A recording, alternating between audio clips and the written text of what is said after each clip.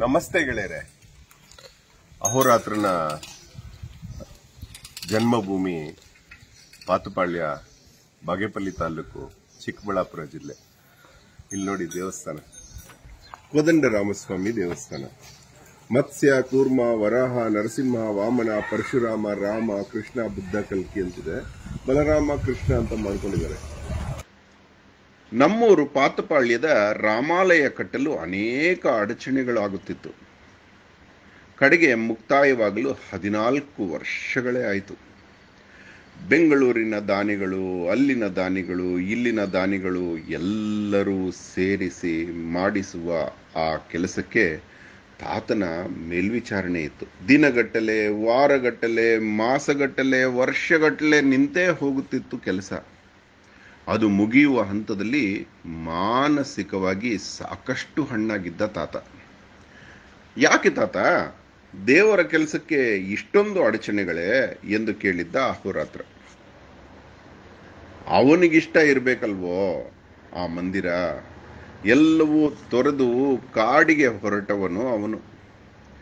ಜೀವನದ ಯೌವನವನ್ನೆಲ್ಲ ವನದಲ್ಲೇ ಕಳೆದವನು. ಅವನು ಕಾಲಿಟ್ಟ ಕಡೆ ಹುಲ್ಲು ಬೆಳೆಯುತ್ತಿತ್ತು. ನಾವು ಕಾಲಿಟ್ಟ ಕಡೆ ಹುಲ್ಲು ಬೆಳೆಯುವುದಿಲ್ವಲ್ಲೋ. ಯಾರು ಕಾಲಿಟ್ಟ ಕಡೆ ಹುಲ್ಲು ಬೆಳೆಯುವುದೋ ಅವನು ಮಾತ್ರ ಕಟ್ಟಬಹುದೇನೋ ಅವನ ಮಂದಿರ ಎಂದಾಗ ಅಬ್ಬಾ ಎನ್ನಿಸಿತು ಆ 9 ವರ್ಷದ ಹುಡುಗ ಅಹೋರಾತ್ರನಿಗೆ. ನಿನಗೆ ಹೇಗೆ ತಿಳಿಯಿತು ತಾತ ಈ ರಹಸ್ಯ ಎಂದಾಗ, ಅನುಭವ ಕಣೋ, ಅನುಭವ, 14 ವರ್ಷದ ಅನುಭವ. ಆ ಕೆಲಸಕ್ಕಾಗಿ ತಿರುಗದ ಸ್ಥಳವಿಲ್ಲ. ಅಹಂಕಾರ ಸತ್ತು ಹೋಯಿತು ಕಣೋ ಅಪಿ. ಹೊನ್ನು ಮಣ್ಣಿನಂತೆ ಕಾಣುತ್ತಿತ್ತು. ಸುತ್ತುವ ಶಾರ್ದೂಲವನ್ನು ಹಿಡಿದು ಕಟ್ಟುವ ಪ್ರಯತ್ನ ಆ ರಾಮಪುರುಷೋತ್ತಮನನ್ನು ಗರ್ಭಗುಡಿಯಲ್ಲಿ ಬಂಧಿಸುವುದು. ಅವರ ಅಪ್ಪನೇ ಅವನನ್ನು ಕಾಡಿಗೆ ಹೋಗದ ಹಾಗೆ ಹಿಡಿದು ಕಟ್ಟಲಾಗ್ಲಿಲ್ಲ. ನಾವು ಯಾವ ಮೂಲೆಗೋ ಹಿಡಿತಕ್ಕೆ ಸಿಗದವನು ಅವ. ಒಂದು ದಿನ ನಮ್ಮ ಶಾಸಕರು 100 ರೂಪಾಯಿ ದಾನ ಬರೆದು ಕೊಟ್ರು. ಅದು ಬಂದ ತತ್ಕ್ಷಣ ದೇವಾಲಯದ ಕೆಲಸ ನಿಂತು ಹೋಯ್ತು. ಅದರ ಅರಿವು ಆಗುವಷ್ಟರಲ್ಲಿ ತಿಂಗಳುಗಳೇ ಆಗಿ ಹೋಯ್ತು. ಅದನ್ನು ಅರಿತು ಆ ದುಡ್ಡು ಆ ಶಾಸಕನಿಗೆ ಮರಳಿಸಿ ಬಂದೆ. ಮತ್ತೆ ಆರಂಭವಾಯಿತು ಕೆಲಸ. ಊರ ಸಂತೆಯ ತೋಪಿನಲ್ಲಿ ಕೋತಿಗಳ ಹಾವಳಿ ಹೆಚ್ಚಾಗಿ ಊರ ಹಿರಿಯರು ತೀರ್ಮಾನಿಸಿ ಕೋತಿ ಹಿಡಿಯುವವರ ಕರೆಸಿ ಬೋನು ಹಾಕಿಸಿದ್ರು. ಅಷ್ಟೇ ನೋಡು, ಅಲ್ಲಿ ದೇವಾಯತನದ ಕೆಲಸ ನಿಂತು ಹೋಯಿತು. ಹೀಗೆ ಅನೇಕ ಅನುಭವದ ಸತ್ಯ ಕಥೆಗಳನ್ನು ಹೇಳುತ್ತಾ ಹೋದರು ತಾತ. ರಾಮನ ನಡೆ ತೃಣವೂ ತಪ್ಪಿಲ್ಲದ ಕಾರಣ ಅವನು ಅವತಾರ ಪುರುಷನಾದ ಕಣೋ. ನಿಜಾಮ ತೆರಿಗೆಯ ಹೊರೆ ಹೆಚ್ಚಿಸಿ ಐಷಾರಾಮಿ ಜೀವನ ನಡೆಸುವಾಗ ಅಧಿಕಾರಿಯಾಗಿದ್ದ ಆಂಧ್ರದ ರಾಮದಾಸು ಆ ತೆರಿಗೆಯ ಹೆಚ್ಚುವರಿ ಹಣ ನಿಜಾಮನಿಗೆ ಕೊಡದೆ ಭದ್ರಾಚಲದ ಪುಣ್ಯ ಭೂಮಿಯಲ್ಲಿ ರಾಮ ದೇಗುಲ ನಿರ್ಮಾಣ ಮಾಡಲು ಆ 4 ಮೂರ್ತಿಗಳಿಗೆ ಬಂಗಾರದ ಆಭರಣಗಳನ್ನು ತೊಡಿಸಲು ಸುಮಾರು 50,000 ವರಹಗಳನ್ನು ಖರ್ಚು ಮಾಡಿ ಹಿಡಿಯಲ್ಪಟ್ಟು ಬಂಧಿಸಲ್ಪಟ್ಟು 14 ವರ್ಷ ಜೈಲು ಸೇರುತ್ತಾನೆ. ಆಗ ಸೀತಾ, ರಾಮ, ಲಕ್ಷ್ಮಣರ ಹಾಗೆ ಪತಿ, ಪತ್ನಿ ಮತ್ತು ಮೈದುನರು ಆ ಹಣದ ಮೊತ್ತವನ್ನು ನಿಜಾಮನಿಗೆ ಕಟ್ಟಿ ರಾಮದಾಸನನ್ನು ಬಿಡುಗಡೆ ಮಾಡಿಸುತ್ತಾರೆ. ಆಗ ರಾಮದಾಸು, ನಾನು ಸೀತಮ್ಮನ ಹುಣಿಸೆ ಎಲೆಯ ಹಾರಕ್ಕೆ 10,000, ಲಕ್ಷ್ಮಣಪ್ಪನ ಸೊಂಟದ ಪಟ್ಟಿಗೆ 10,000, ದೇಗುಲ ನಿರ್ಮಾಣಕ್ಕೆ 10,000, ನಿನಗೂ 10,000 ವರಹದ ಆಭರಣ ಮಾಡಿಸಿದೆ ರಾಮ.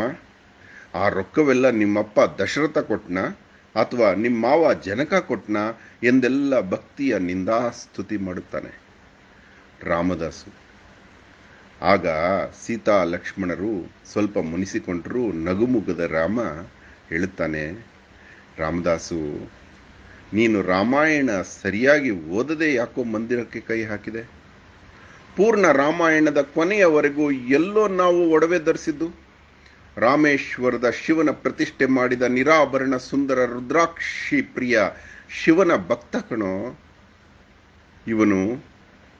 ಪ್ರಾಮಾಣಿಕವಾಗಿ ರಾಮರಾಜ್ಯ ಸ್ಥಾಪಿಸಿದವನಿಗೆ ನೀನು ಅಪ್ರಾಮಾಣಿಕ ದನದಿಂದ ಮಂದಿರ ಕಟ್ಟುತ್ತೀಯೇನೋ?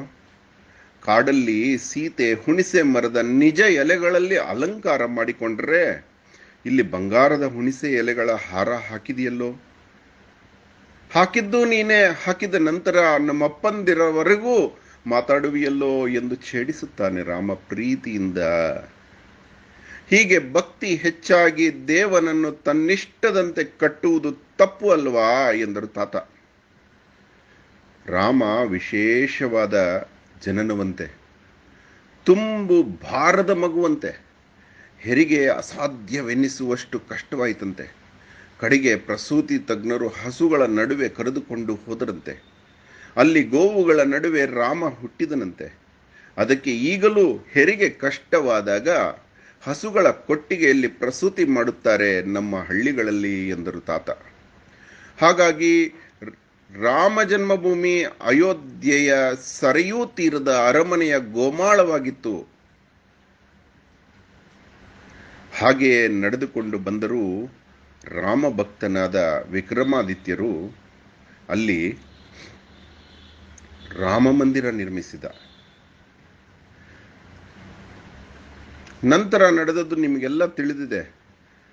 ಮತ್ತೆ ಮಥುರೆಯ ಕೃಷ್ಣ ಭೂಮಿ, ಕೃಷ್ಣ ಜನ್ಮಭೂಮಿ ಏನು ಎಂದಾಗ ಅವ ಹುಟ್ಟಿದ್ದೇ ಕಂಸನ ಸೆರೆವಾಸದಲ್ಲಿ. ಹಾಗಾಗಿ ಆ ಸೆರೆಮನೆಯಲ್ಲಿಯೇ ಜನ ತಮ್ಮ ಅಭಿಮಾನದ ಕೃಷ್ಣನನ್ನು ಸೇವಿಸುತ್ತಿದ್ದರು. ಅಲ್ಲಿ ಕೂಡ ದೇಗುಲ ನಿರ್ಮಾಣವಾಯಿತು. ಮತ್ತೆ ಯುದ್ಧಗಳೇ ನಡೆದವು. ಮತ್ತೆ ಆ ಸ್ಥಳದಲ್ಲಿ ಜೈಲೇ ಆಯಿತು ಎಂದರು ತಾತ. ಇದರ ಅರ್ಥ ಏನು ಎಂದಾಗ, ನಮ್ಮ ಅವತಾರ ಪುರುಷರು ಹುಟ್ಟಿದ ಬೆಳೆದ ಸ್ಥಳಗಳನ್ನು ಅವುಗಳು ಇದ್ದ ಹಾಗೆ ಕಾಪಾಡುವುದು ಅಲ್ಲಿ ನವೀನ ನಿರ್ಮಾಣಕ್ಕಿಂತ ಉತ್ತಮ ಎನಿಸುತ್ತದೆ ಎಂದರು. ಹೀಗೆ ಎಷ್ಟೋ ಹಿರಿಯರ ಅನುಭವ ನಮಗೆ ಕಣ್ಣು ತೆರೆಸುತ್ತದೆ ಅಲ್ಲವೇ ಗೆಳೆಯರೇ? ಇಲ್ಲಿ ಗ್ರಾಮ ದೇವತೆ ಇದ್ದಾರೆ ನೋಡಿ, ಚೌಡೇಶ್ವರಿ ಅಮ್ಮನವರು ಅಂತ. ಈ ಗ್ರಾಮ ದೇವತೆಯ ಗುಡಿ ಇದೆ. ಮತ್ತೆ ತುಂಬಾ ಚೆನ್ನಾಗಿದೆ ಗರ್ಭಗುಡಿ. ತೋರಿಸ್ತೀನಿ, ಎಷ್ಟು ಚಂದ ಇದೆ ದೇವರು. ಸರ್, ತುಂಬಾ ಚಂದ ಇದೆ ದೇವರು ನೋಡಿ. ಸುಮಾರು 70 ವರ್ಷದಿಂದ ಬಾಲ್ಯದಿಂದ ಅವರೇ ಪುರೋಹಿತರು. ಚೌಡೇಶ್ವರಿ